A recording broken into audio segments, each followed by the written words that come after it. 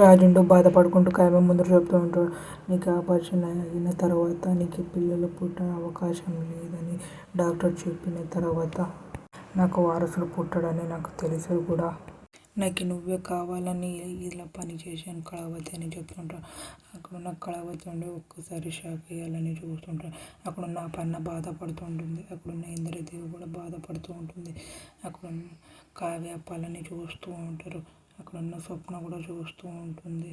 అక్కడున్న ప్రకాశం ధనలక్ష్మి కూడా చూస్తుంటారు. ఆ పన్న భర్త కూడా చూస్తుంటారు.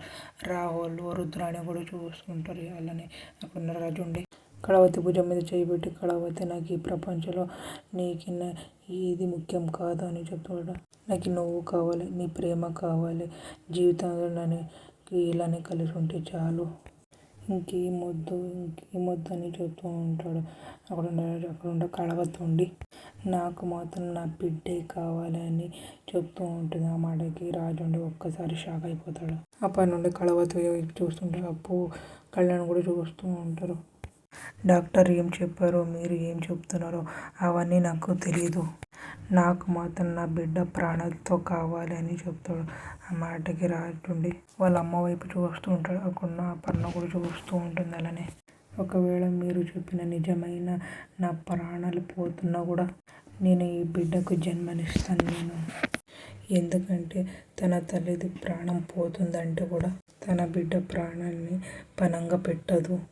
ఇప్పుడు చెప్తున్నాను వినండి, ఏం జరిగినా సరే నవమాసాలు మోస్తాను నేను వాడికి ప్రాణం పోస్తాను నేను, ఈ విషయంలో మీరు అడ్డు వస్తే నేను ఊరుకునేది లేదు చూడు, ఆ దేవుడు ఇస్తే కూడా సరే అని చెప్తున్నాడు. ఆ మాటకి ఆ పన్ను నుండి ఏం మాట్లాడుతున్నావు నువ్వు, పిచ్చిగిని పెట్టింది, ఇంకా బిడ్డ ప్రాణం పోకముందు నీ ప్రాణం వదిలేసుకుంటామని చెప్తావా, కళవుతుంది.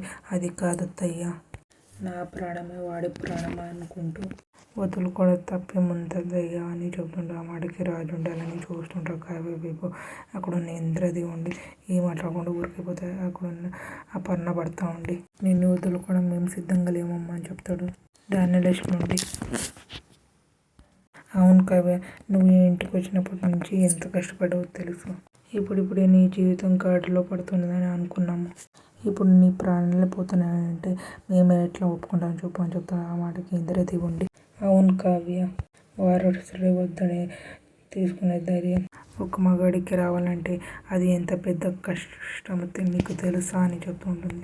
అలాంటిది నా మనవడు నీ ప్రేమ కోసం దాన్నే వదిలేసుకున్నాడు, నిన్ను దక్కించుకోవాలని ఎంత తప్పిస్తున్నాడు, ఒక్కసారి వాడి చూడు అని చెప్తూ ఉంటుంది. ఇక్కడున్న రాజు బాధపడుతూ ఉంటాడు.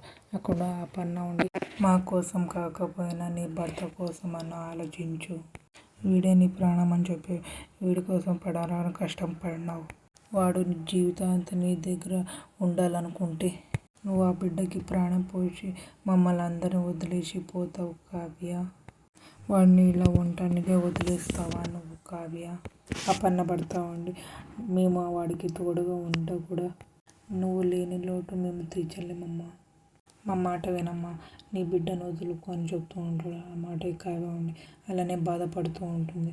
అక్కడున్న కళ్యాణ్ నుండి అవును వదిన, అన్నయ్య చెప్పినట్లు విను వదిన, మాకందరికీ నువ్వు కావాలి వదిన అని చెప్తాడు. అక్కడున్న అప్పు ఉండి మాట్లాడుతుంది.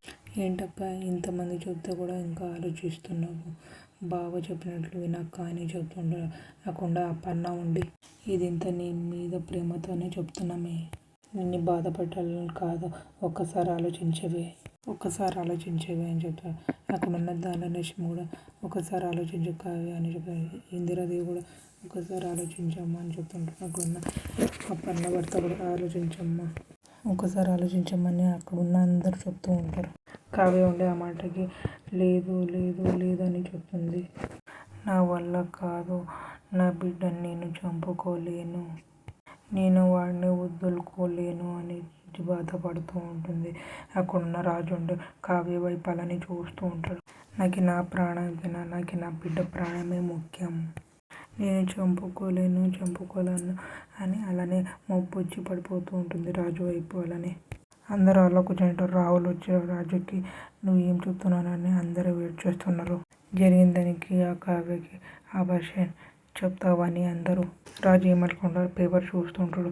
అక్కడ ఉన్న కళావతి ఉండి రాజు వైపు చూస్తూ ఉంటుంది.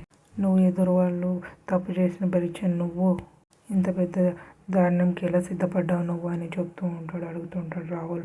అక్కడున్న రాజు ఉండి నా లైఫ్లో ప్రాబ్లం ఉంది, నాకు సొల్యూషన్ ఇవ్వమని నిన్ను అడిగానా అని అడుగుతూ ఉంటాడు రాజు.